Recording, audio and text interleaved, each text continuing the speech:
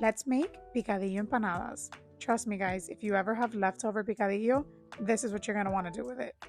So I like to make my picadillo in my aluminum caldero, this, handy dandy pot. And I just start out by adding a little bit of extra virgin olive oil and then turning my heat up to medium. Next, I add in my sofrito, which is just half of a large onion. My onion was on the larger side. If your onion is a little bit smaller, just go ahead and use the whole thing, and half of a green bell pepper. I go ahead and cook this until my onions are translucent and my peppers soften up a bit. Then I added in a packet of sazon Goya. I just used the orange one. Some complete seasoning, sazon completa. Some ground cumin. And then you can add about 4 to 5 cloves of fresh garlic or some garlic powder to taste. Some dried oregano. Some of this wash your sister sauce, you guys already know. And I like to add this anytime that I'm cooking chicken or ground turkey. In this case, I'm going to be using ground turkey today. And for those of you who may not know, picadillo is basically just ground beef traditionally, and it is just seasoned Cuban style. I also went ahead and added some tomato sauce. You can also use tomato paste, some vino seco, some cooking wine.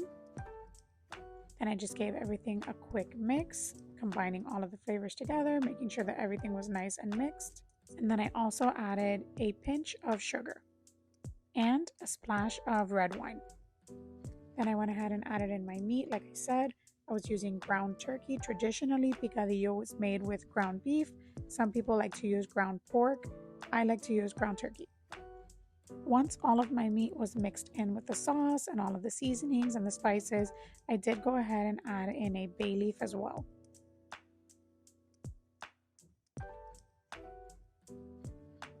I put the lid on my pot and I just let this cook.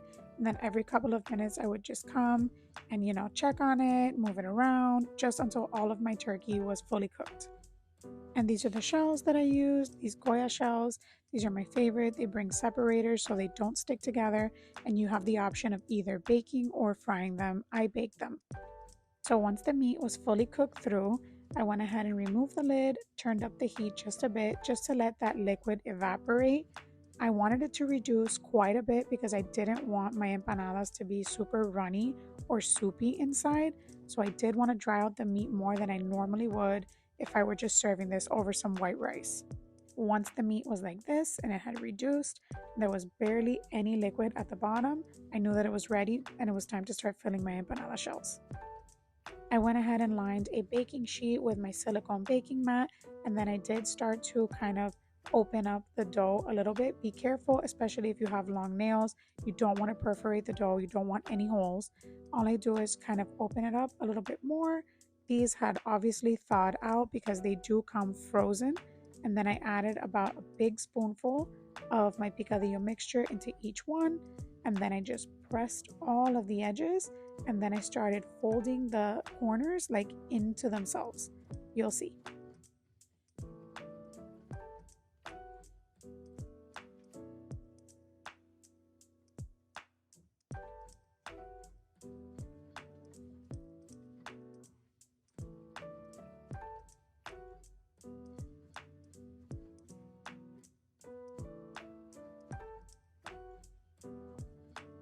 I went ahead and finished filling all of my empanadas, and I did preheat my oven to 375 degrees.